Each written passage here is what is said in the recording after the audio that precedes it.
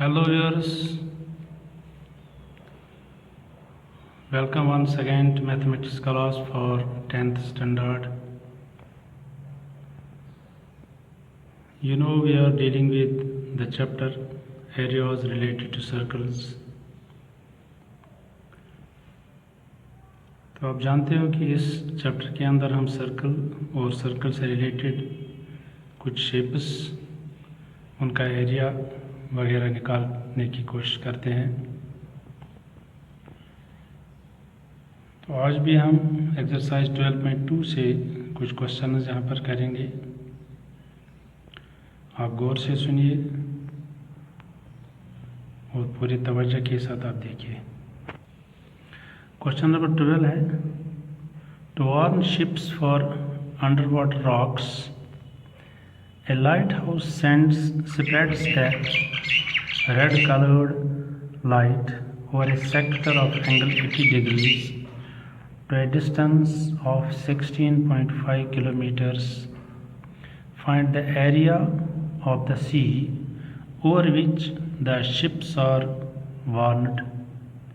Use pi equal to 3.14. Question आपकी समझ में आ गया होगा कि समंदर के अंदर शिप्स को वार्निंग देने के लिए कहीं पर पानी के अंदर रॉक्स होंगी, उनके मुतालिक वार्निंग देने के लिए लाइट हाउस से लाइट छोड़ी जा रही है रेड कलर की, और ये लाइट एक सेक्टर की शक्ल में चलती है जिसका एंगल 80 डिग्रीज है, और ये लाइट 16.5 किलोमीटर तक जाती है। हमें बताना है कि कितने एरिया पर ये शिप्स को वार्न करेगी। तो नेचुरली जब ये सेक्टर बनाती है 80 डिग्रीज एंगल का और इसकी लाइट 16.5 किलोमीटर डिस्टेंस तक जाती है, तो ये एक सेक्टर बनाएगा जिसका एंगल 80 डिग्रीज होगा और उसका रेडियस 16.5 किलोमीटर होगा। हम इस सेक्टर का एरिया निकालेंगे तो वही एरिया होगा जहाँ तक ये शिप्स को वार्न करती है ये लाइट। जो ये सेक्टर बनाती है उसका एंगल कितना है? Angle of the sector is 80 degrees. Distance up to which the light travels that is 16.5 kilometre तक ये लाइट जाती है। Therefore the light forms a sector of angle 80 degrees and radius 16.5 kilometers। तो इतना एक सेक्टर बनाती है जिसका सेंट्रल एंगल 80 डिग्रीज है और रेडियस 16.5 किलोमीटर्स है। Therefore area of the sector will be equal to theta by 360 pi r square. Theta angle है 80 डिग्रीज बाई 360 इंटू पाई 3.14 लेना है यहाँ पर, इंटू रेडियस स्क्वायर। अब रेडियस 16.5 है तो 16.5 इंटू 16.5, तो इसका वैल्यू निकालते हैं। तो एक एक जीरो यहाँ हम कट कर सकते हैं, फिर जो बचता है उसका वैल्यू निकालेंगे यूजिंग कैलकुलेटर्स। तो उसका वैल्यू हमारे पास आता है 189.97, जो कि किलोमीटर्स है तो किलोमीटर स्क्वायर आएगा। तो इस तरह से 189.97 स्क्वायर किलोमीटर तक ये शिप्स को वार्न करेगी जिस एरिया पर ये लाइट जाती है। Hence the ships are warned over an area of 189.97 kilometre square. एक और क्वेश्चन है एक्सरसाइज 12.2 का, question number 13। A round table cover has 6 equal designs as shown in figure. If the radius of the cover is 28 centimeters, find the cost of making the designs at the rate of rupees 0.35 per centimeter square. Use √3 equal to 1.7। जैसा कि figure में दिखाया गया है कि ये एक round table cover है जिसके एंड्स पर ये 6 डिज़ाइनर्स बने हुए हैं। हमें बताना है कि इन डिज़ाइनर्स को बनाने के लिए कितना पैसा चाहिए, जबकि 1 सेंटीमीटर स्क्वायर बनाने के लिए 0.35 रुपीज़ चाहिए। तो इस टेबल कवर का रेडियस है 28 सेंटीमीटर और हमें बताना है कि ये जो डिज़ाइन है इनको बनाने में कितने पैसे चाहिए। आप गौर कीजिए, ये जो डिज़ाइन जितने भी हैं, ये 6 डिज़ाइन, ये हर एक डिज़ाइन एक सेगमेंट बनाता है। तो इस तरह से 6 सेगमेंट्स बनते हैं।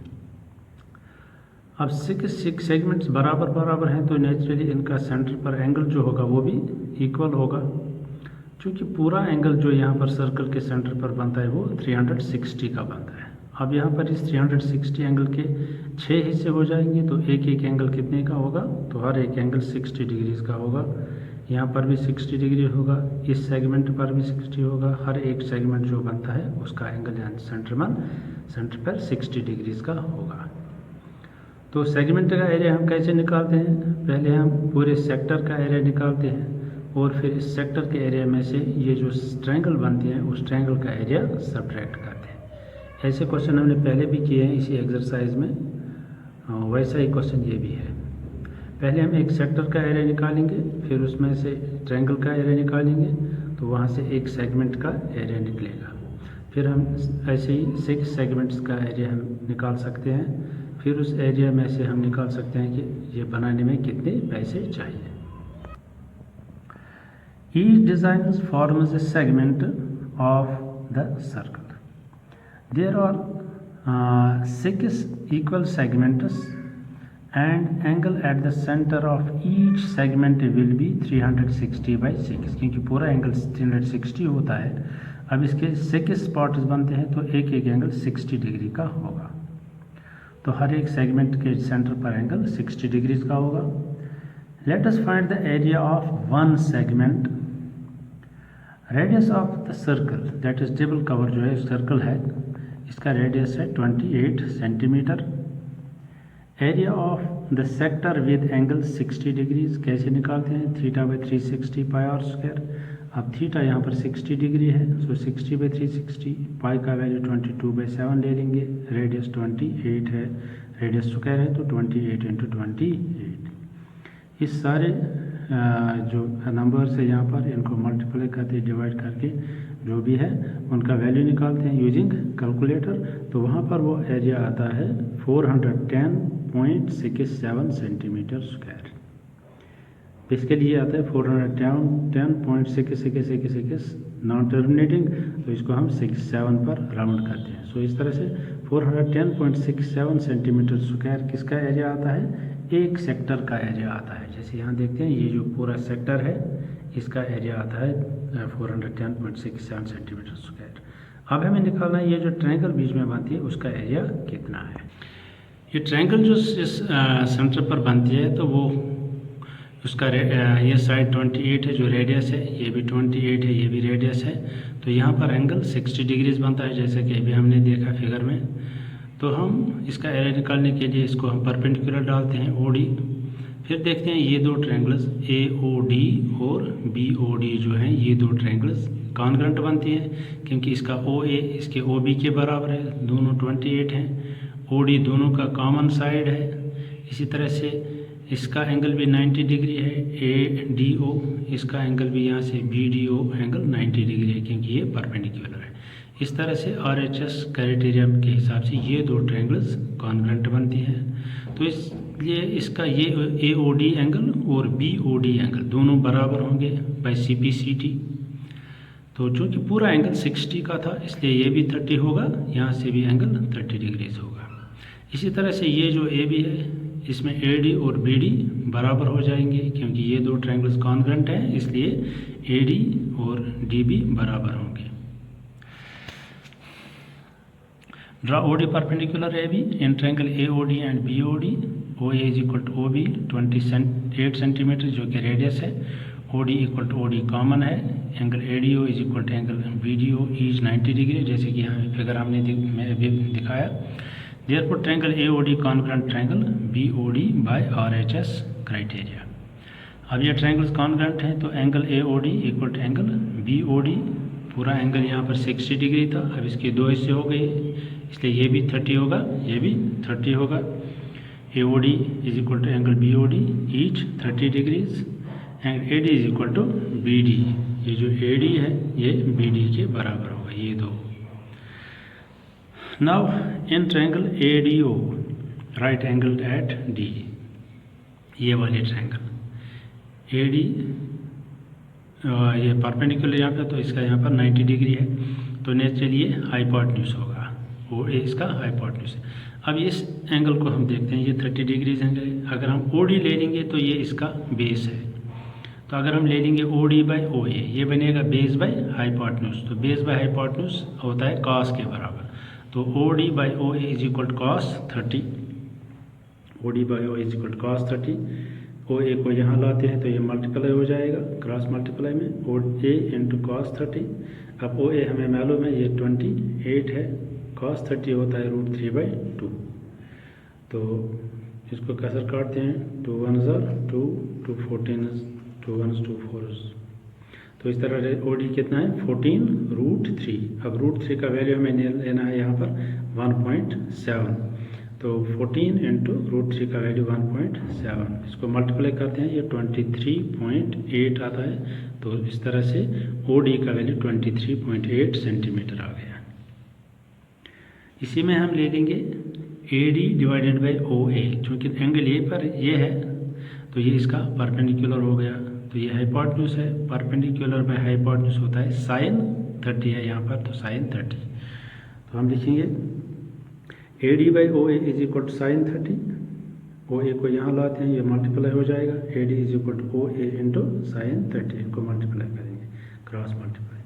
अब ओ ए हमारे पास है 28, साइन 30 1/2 के बराबर होता है, तो 1/2 इंटू 28 ये 14 के बराबर आएगा। इसको कसर काटते हैं, 2 1s are 2, 2 1s are 2, 2 4s are, तो इस तरह से A D is equal to 14 centimetres.